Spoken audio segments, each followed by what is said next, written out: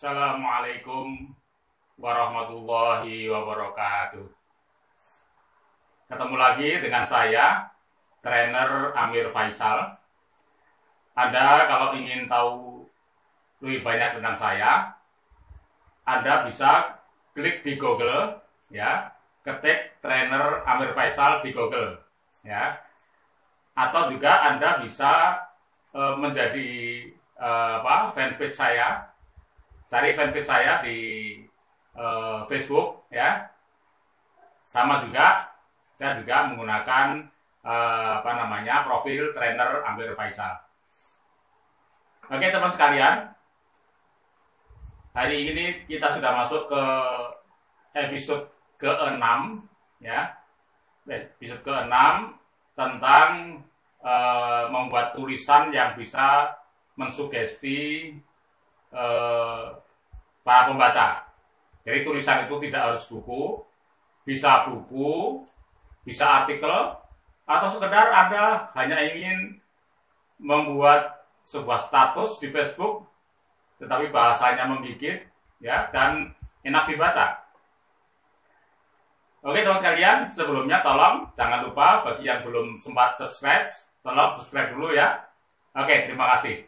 Supaya nanti kalau ada edisi berikutnya, Anda ada notifikasi dari saya. Baik, kita lanjutkan. Jadi kemarin kita sudah membahas, ya, bagaimana caranya menembus critical area dari pikiran pembaca. Ya. Jadi sekali lagi bahwa seorang penulis harus bisa menembus critical area itu, ya, supaya bukunya atau tulisannya dibaca. Kemarin sudah kita jelaskan bahwa ada beberapa topik-topik yang bisa Anda ambil agar tulisan Anda bisa menembus critical area pembaca, ya. Antara lain, kalau tulisan itu inspiratif, kemudian unik, yang ketiga sensasional, yang keempat kontroversial, kemudian kelima mengandung misteri, kemudian keenam Anda memberikan problem solution, ya, bagi masalah yang dihadapi oleh pembaca, atau yang ketujuh Anda ikuti tren yang sedang menjadi topik pembicaraan publik, ya. Nanti mungkin bisa Anda simak lagi di YouTube saya yang episode yang kelima. Baik, sekarang kita lanjutkan lagi, ya. Jadi hari ini kita akan membahas ada 4 strategi, ya. Ada 4 strategi bagaimana supaya bisa memengaruhi, mensugesti pembaca, ya. Strategi yang pertama adalah strategi memahami bagaimana otak bekerja, ya. Jadi otak bekerja ini banyak yang tidak paham, bahkan termasuk para guru, para dosen dalam mengajar ini, kalau tidak memahami cara kerja otak ini, pembelajaran juga nggak enak, ya. Jadi otak bekerja ini bukan dari otak pintar, tidak. Jadi menurut riset dari ilmu saraf, otak ini bekerjanya mulai dari bawah, dari batang otak, ya. Nah, batang otak inilah tadi tempat critical area seseorang, ya. Jadi harus dibuka dulu. Batang otak ini adalah semacam pintu minat, ya, pintu minat. Apakah seseorang meminati apa yang Anda sampaikan apa tidak? Dalam mengajar juga sama. Kalau kita berhasil membuka batang otak yang kita ajar, ya, pasti mereka akan tertarik untuk meneruskan apa yang Anda sampaikan. Maka dalam hal ini Albert Einstein pernah mengatakan, ya, kalau awalnya tidak gila, maka selanjutnya akan biasa-biasa. Maksudnya apa? Maksudnya adalah tadi kalau awalnya itu biasa datar, ya, orang tidak terbuka pada otaknya. Jadi harus gila-gilaan, ya. Ini gila-gilaan adalah salah satu strategi untuk membuka batang otak, ya, untuk membongkar, menembus critical area seseorang. Nah, kalau sudah kebuka batang otaknya, baru dia akan mendorong otak naluri atau otak reptil. Nah, di otak reptil itu, ya, batas antara itu dengan limbik itu ada namanya dopamin. Nah, dopamin di situ adalah kunci dari kinerja otak manusia.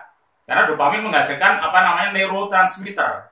Nah, neurotransmitter ini yang bekerja untuk menggerakkan sel-sel otak. Ya. Nah, dari situ nanti baru nyodok ke otak limbik, ya, otak emosi. Ya. Baru kemudian dia akan menstimulir otak pintarnya. Ya, jadi pertama Anda pahami cara kerja otak. Jadi otak dimulai dengan Anda memprovokasi ya pada otaknya supaya terbuka. Kemudian sehingga dia naluriah terdorong untuk meminati apa yang Anda tulis, ya. Baru kemudian dia akan menerima isi dari apa yang Anda sampaikan, ya. Ini pahami strategi yang pertama. Strategi yang kedua adalah Anda pahami bahwa otak manusia itu ada sisi kanan dan sisi kiri. Ya, namanya orang berpikir secara holistik. Artinya berpikir secara pikiran, perasaan, dia juga menyukai data, menyukai angka, bahasa, tapi dia juga menyukai seni, menyukai kreativitas. Ya, jadi nggak bisa tulisan Anda hanya data saja, walaupun menyajikan data yang seperti apapun hebatnya, ya, akurat sekali, tapi tidak Anda berikan prolog, ya, untuk apa data itu Anda sajikan, orang tidak akan tertarik membaca. Ya, jadi harus ada seninya, ada kreativitasnya, ya, yang itu merupakan konsumsi dari otak kanan. Ya, jadi strategi yang kedua adalah orang berpikir secara holistik, kanan dan kiri. Kemudian strategi yang ketiga adalah pahami modality atau modalitas. Modality itu adalah cara otak itu menyerap satu informasi. Ya, nah. Ini menurut riset ini salah satu adalah Barbara Prasny dari Auckland University. Dia mengatakan bahwa atau Widow Potter juga menyampaikan jadi modality ini ada 3 yang kita kenal dengan VAK. V itu visual, kemudian A auditorial, kemudian K adalah kinestetik. Visual itu orientasinya di otak atas, jadi orangnya rasional. Jadi ada tipe pembaca yang dia suka yang rasional, suka data, ya, yang akurat. Tapi ada juga ekstrim yang berikutnya adalah tipe kinestetik. Adalah orang yang sangat memperdulikan sekali, ya, merasa nyaman kalau ada suatu nuansa, ya, nuansa seni, art, nuansa emosional, ya, seperti itu. Nah, tengah-tengah adalah A, auditorial, ya. Nah, ini adalah strategi yang ketiga. Jadi Anda perhatikan VAK. Ya, jadi pembaca itu pasti terdiri dari tipe visual yang rasional dan ada tipe kinestetikal, ya, tipe yang perasa, ya, seperti itu. Kemudian strategi yang ketiga, ya, yang keempat, ya, pertama tadi adalah memperhatikan cara kerja otak, kemudian yang kedua adalah orang berpikir secara holistik, ya, kanan dan kiri. Yang ketiga adalah VAK. Kemudian yang keempat adalah ini. Di belakang saya ini ada tulisan di situ, judulnya kesan lebih cepat ditangkap ketimbang pengetahuan. Ini ucapan ini bukan dari saya, tapi saya dapatkan dari guru saya, ya, waktu saya belajar sama guru saya yang fotonya di atas saya itu, Bobby the Potter, ya. Bobby the Potter mengatakan bahwa kesan itu lebih cepat ditangkap ketimbang pengetahuan. Jadi impresi, orang itu menangkapnya impresi. Jadi kalau Anda perhatikan di dalam iklan, ya, itu dia memunculkan impresi, ya. Orang kampanye, ya, itu dia munculkan impresi, kesan, ya. Karena memang kesan itu lebih cepat tertangkap oleh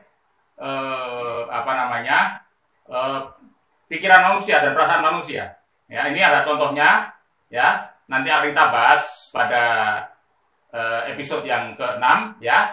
Ini kenapa saya menulis judul buku seperti itu. Yang pertama adalah Waking Hypnosis, yang kedua adalah Tiba-tiba Jadi Bos. Nanti insya Allah kita bahas pada episode yang ke-7. Sampai ketemu lagi.